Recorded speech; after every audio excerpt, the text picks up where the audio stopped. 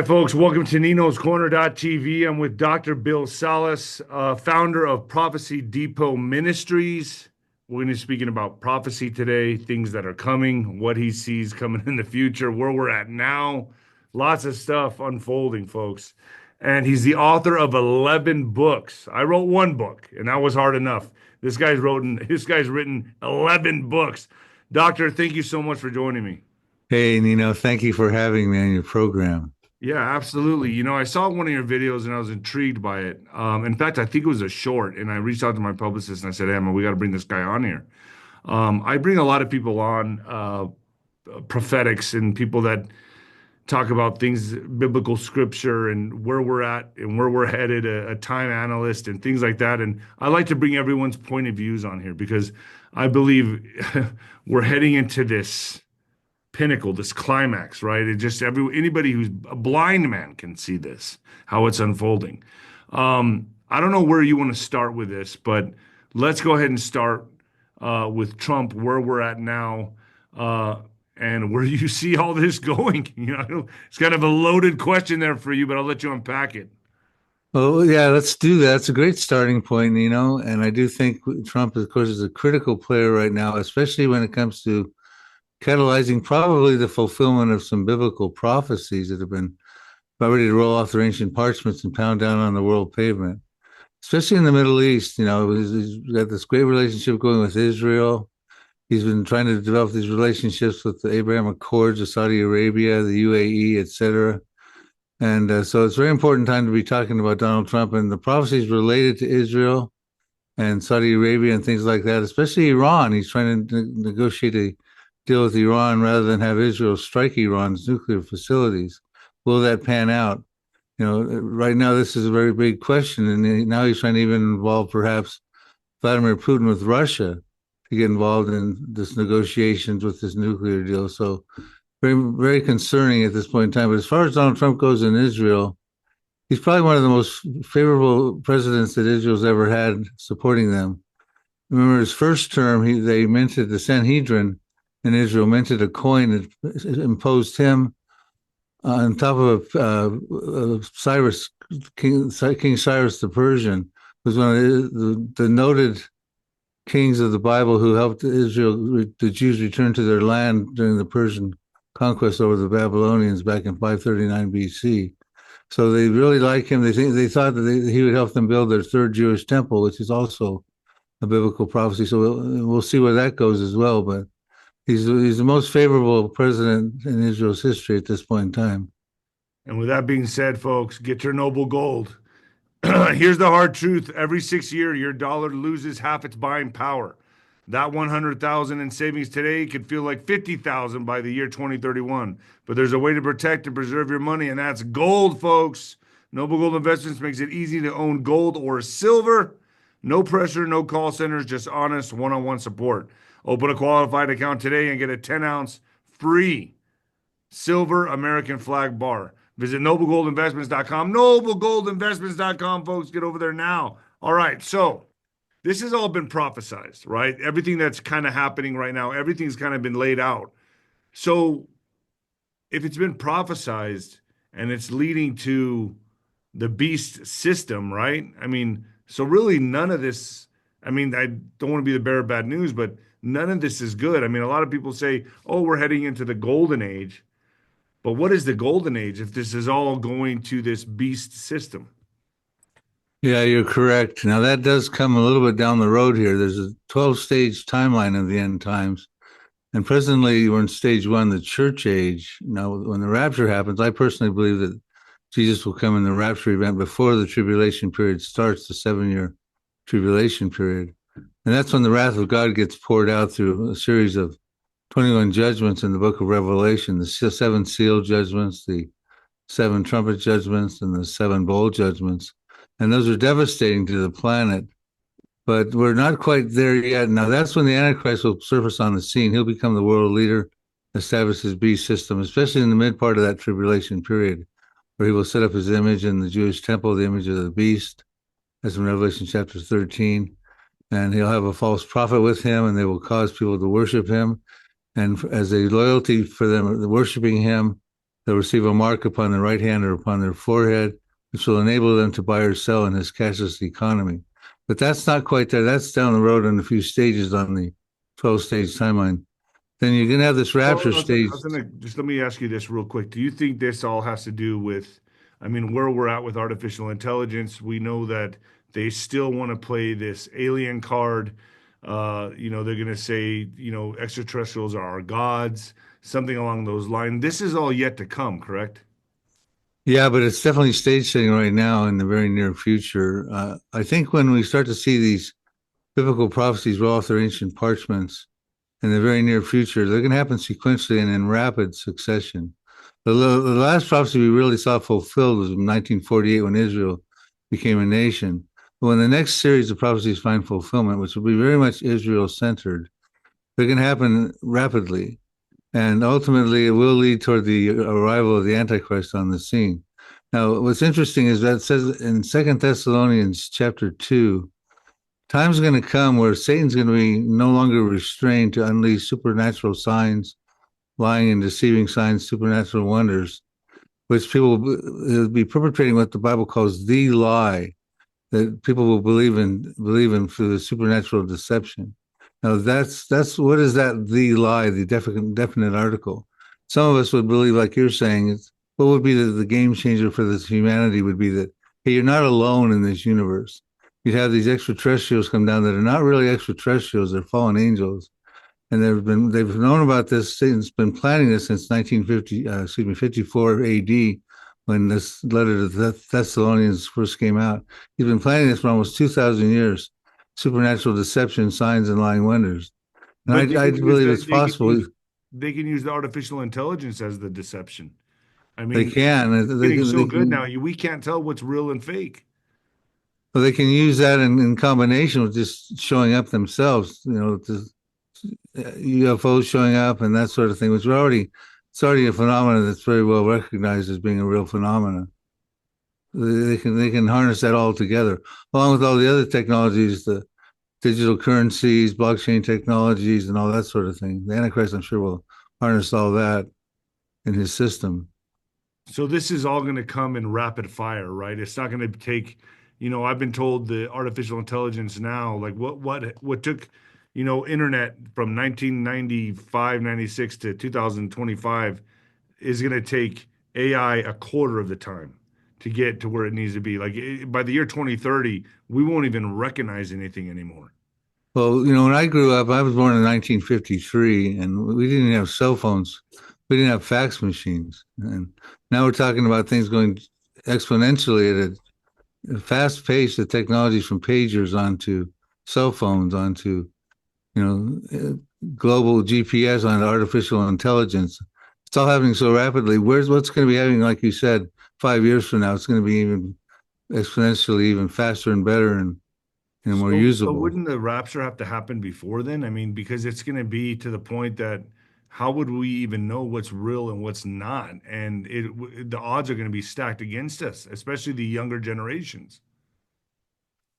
Well, in my estimation, it probably would. That's probably one of the next things on my timeline I'm watching for. There's several prophecies that'll happen before the tribulation, probably about 20 of them. But one of them at the top of my list is the rapture. I'm hoping for that, the glorious appearing of the Lord to whisk his bride up into the clouds to be with him forever in the rapture event.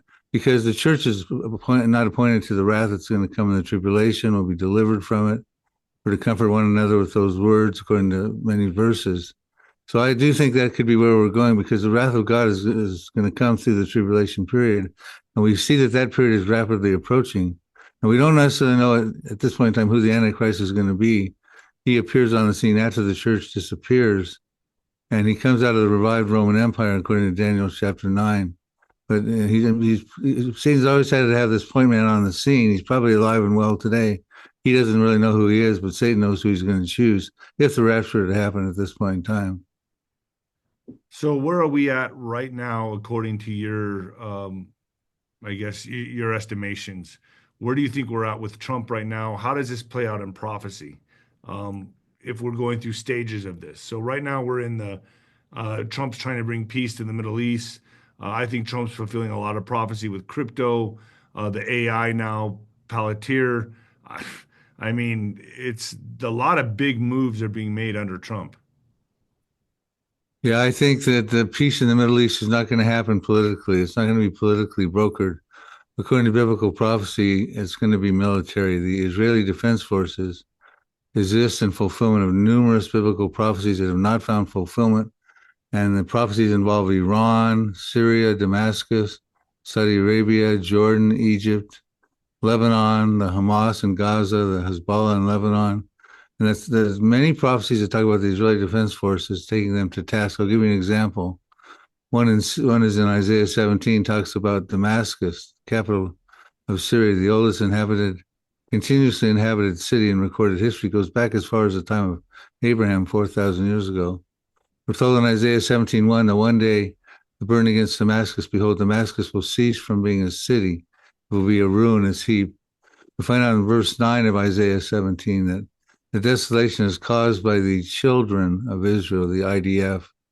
Find out in verse 14, the reality is that it happens one night you see Damascus, but in the morning it's no more, it's gone. This is a portion of those who rob us and those who plunder us, meaning in self-defense overnight. And Israel has the technologies overnight to destroy a city. With a nuclear weapon burst at a certain burst altitude, they can take out the city but not contaminate the whole environment. Maybe about 45 miles of burst altitude. I'm not exactly sure how high it is, but I'm not a physicist, but it happens overnight, and Israel is responsible for the destruction of Damascus. And Israel's been bombing Damascus for a long time. And now there's a new leadership in Syria, but even recently they've been bombing Israel as well in the Golan Heights, trying to get Israel out of that area. So we see that we don't know who was going to be in power at the time. Was it going to be Assad, who's no longer there? Is it going to be Shira, who's there now? But the prophecy is about to find fulfillment, in my estimation, and that will trigger a whole domino effect on other prophecies. I see that Israel has acquired the red heifers for sacrifice. I don't know when they're going to be sacrificed. I thought they were going to be sacrificed about a year ago, but they seem to have these red heifers now that I think it's almost like, to me, it seems like they're trying to manufacture and push forward this prophecy. It doesn't feel like it's happening organically at all, because the red heifers were farmed here in America by a rancher. They were bred here, sent to Israel. I mean, what do you have to say about that? I mean, aren't we really close if they've got the red heifers, and I guess the next step would be to build the temple, correct? Correct. This is a really good point. We have super signs. A super sign is that all the end time signs are converging. This tells us we're deep into the end times. And one of those end time signs is the building of the tribulation temple. And they've got the priesthood is already established. They've got the Sanhedrin. They already know who the high priest is going to be. They've got all the temple implements. They got the table of showbread. They got all the things they need to do the offerings and sacrifices. They needed the red heifers because it's part of the purification process of reinstating the Mosaic law. Now they've got those. So just another sign that everything is coming together and converging at this point. So there's just no denying that we're in the end times, like you said at the beginning. It's quite obvious now that everything's setting up at this point. So we know it's going to have to happen during the red heifer's lifetime. So that's what, 5-10 years from now? It's going to have to happen within their lifetime, right? So we can kind of narrow the window down. But they're chomping at the bit to build their temple. Again, Trump's president, first term, they thought he would help them build the temple back then in his first term. So they're certainly hoping that will happen in the very near future. Very well could, Nino. I mean, and then, by the way, there's turn your viewers' attention to a great book on that subject by Mondo Gonzalez of Prophecy Watchers about the red heifer. They can find that at prophecywatchers.com. So what happens with the red heifers? They sacrifice them and then they build the temple, or how does this work out with the temple? How does this go lockstep with the temple? Well, they're ready to start doing sacrifices on a moment's notice. They don't have to have a temple to start doing the sacrifices. They can construct an altar and start doing the sacrifices. Now, they do want to, of course, ultimately build their temple and have those sacrifices and offerings therein. And this talk is now that temple could be built as quickly as in 1 year. Now, I personally think that the content of the false covenant that starts the tribulation period in Daniel 9:27 has nothing to do with the Arab-Israeli conflict, It has everything to do with the Jews wanting the ability to build that third temple. So once that covenant gets confirmed, the tribulation will start, and immediately they'll start to construct their temple. But they won't wait for the temple to be constructed to start the sacrificial system. They can start that immediately once they feel they can. Where is the temple going to be built? I personally believe it's going to be built right where the Temple Mount is, right above the Wailing Wall, the Western Wall, where the Dome of the Rock is. So they've got to deal with that. And they're not going to build around it. They're going to eliminate the Dome of the Rock and the Al-Aqsa Mosque. And that'll happen as a conclusion of these wars with Israeli defense forces against the Arabs. They're going to take out Jordan. They're going to take out Egypt. They're going to take out Iran, etc. And they're going to be very successful. They need to take out Iran. So we got to look forward to that. So that's coming. Yeah. Well, we have a prophecy. There's two prophecies of Iran. They've got double trouble in the end times. One is they're listed as Persia in Ezekiel chapter 38. That's many of your viewers might be familiar with that Gog of Magog invasion. But prior to that, there's another one in Jeremiah chapter 49, verses 34 through 39, dealing with Elam, ancient Elam. Now, when you look at a modern day map of Iran, you have Elam hugs the Persian Gulf on the southwest side, comprises about a third of modern day Iran, but Persia consists of the other 2/3. Now, when Jeremiah wrote around 596 BC, the prophet, he wrote about Elam, and about 2 decades later, Ezekiel writes about Persia, two different prophecies. Now, the prophecy about Iran sounds like a nuclear disaster, because what we're told is that the time's going to come, and it's 66 verses, and I can summarize it real quickly if that's okay. But yes. What's going to happen is the time's going to come when the Lord gets fiercely angry with the leaders of Iran. We find that out because he says he's going to destroy from there the kings and the princes. And we find out, well, why is he angry with these? Because they're bad leaders. Because they want to launch something lethal somewhere. We're told the Lord's going to break the bow at the foremost of their might, meaning their missile launching capabilities. And those missile launching capabilities are all pretty much centered in this Elam territory. And so Israel is preparing to strike this territory, take out these missile launchers. And of course, at the foremost of the might could be a nuclear bomb scenario. That could be what's being alluded to there. And it says that after this, it says it'll bring about a disaster. And then it says, I'll bring the four winds from the four quarters of heaven. And I will scatter all the Elamites, the indigenous population, into all those winds, meaning worldwide dispersion. It says there'll be no nations where the outcasts of Elam don't go. So whatever happens in this disaster, because the Lord's fiercely angry, it's going to create probably a humanitarian crisis, maybe a nuclear disaster. Mass immigration to all countries. That's right. And we're also told that's what's going to happen. Well, in that area right there, they've already struck the 𝗪𝗏 facility. That's Iran's largest nuclear research facility. Natanz is there, Iran's primary enrichment facility. Bashar nuclear reactors there, one of their big nuclear reactors. And Shiraz is all in this territory, Iran's special weapons and missile development facility. So when this happens, that's going to be one of the first places they have to go through to get to the other Fordow and other nuclear facilities, because that's where all the defense systems are, all the missiles are. They're pointed at Israel. I believe that this prophecy is about to find fulfillment, and it will be a major deal, because you'll start to see humanitarian crisis, etc. So Israel has been itching to attack Iran. And if you look at 𝗂𝗂𝗂𝗂 base, tons of bombers are there right now. There's a lot of activity at 𝗂𝗂𝗂𝗂𝗂 base, which would be in position to strike Iran. So what you're telling me is once Iran gets hit, then bam, everything's going to fall like dominoes.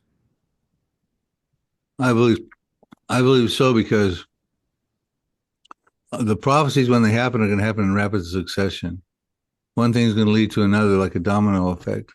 And following on the heels of that, you're going to have, who knows what's going to happen? Is Syria going to get destroyed? Are we going to have the other Arab-Israeli wars that I alluded to?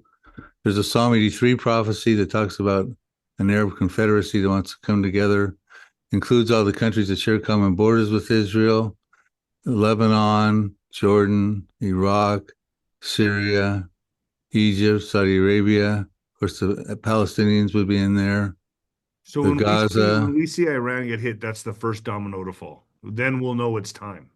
I think that's the next one. I really do. And then I think maybe Isaiah 17, we talked about Syria's destruction, and the final Arab confederacy coming against Israel in Psalm 83, that says they come together Their motive is they want to cut Israel off from being a nation, that the name of Israel can be remembered no more. They form a confederacy. And then the players I listed are those, Jordan, Saudi Arabia, etc. There's fragile peace treaties between Israel and Jordan and Egypt, but I show prophecies in my Psalm 83 book that there'll be wars and those treaties will no longer be there, and Israel Defense Forces will go to war against Egypt and Jordan. So all these things are about to change. I think it's going to be destruction of Iran's nuclear facilities. Probably that Jeremiah prophecy would be fulfilled in that. And then Isaiah 17, probably the destruction of Damascus could be before or after that. Then I think the final Arab-Israeli Confederacy will come together in Psalm 83. And we take a final siege on Judah and Jerusalem, and Zechariah 12:2 is to become a cup of trembling to the surrounding peoples, not the nations at large. We're told in Zechariah 12:6 that when that happens, the IDF will be like the battlefield will be like a fire pan in the woodpile. The IDF will be like a fiery torch, and the Arab peoples around them will be like sheaves, and they will devour them on the left hand and the right hand. So you're going to see the IDF emerge as an exceedingly great army in fulfillment of Ezekiel 37, verse 10. And that's going to be an amazing thing to watch. Now, meanwhile, what about Christ? He's yearning to come get his bride. He's waiting for the Heavenly Father to say, go get your bride, go fetch her. That could happen in the middle of any of these events we're talking about, because that's a signless event. And so, again, we need to be ready for all of the above. So does the rapture come before this war gets kicked off worldwide? During? And what about the aliens? When do the aliens come? Before or after the rapture? They probably have to come after the rapture, correct? Okay, so yes, a series of questions there. The rapture, can't date set because we're not given a date or a time. It could happen before, during, or after any one of these numerous prophecies that we're starting to talk about. As far as the alien scenario, they're already kind of appearing through the canopy of the environment. Right. And basically, I think that's going to continue. I think there's going to be more Mary apparitions as well, the apparitions of the Catholic Church Mary. She's promised she's going to return again. So we're going to have supernatural things happening, but that's going to happen after the rapture and when Satan is no longer restrained to deceive humanity, to perpetrate the lie through supernatural signs and lying wonders. So I think we're going to see probably get more soft disclosure on the UFO phenomena. They're going to appear as though they're aliens from another planet to try to shoot the biblical narrative out the window that you're not alone in this universe. But I don't think they're full throttle. Do you think that's where the Antichrist comes in? Right? Yeah, he'll be part of that. Lowercase G, God, come in and say, we created humanity, blah, blah, blah. Do you think that's how that gets spun? And they save us from ourselves. They save us from the war.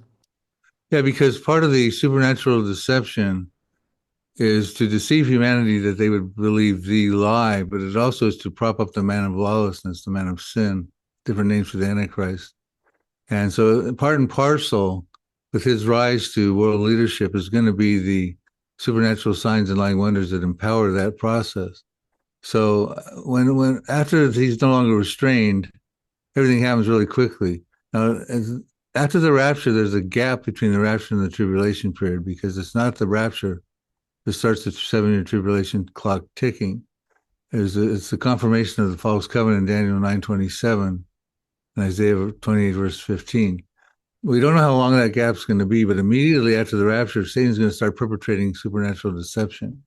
And that's when I think you're going to start seeing the Mary apparitions, perhaps even the UFO disclosure, full disclosure, UFO mile-wide spacecraft hanging over Johannesburg or whatever we might find there.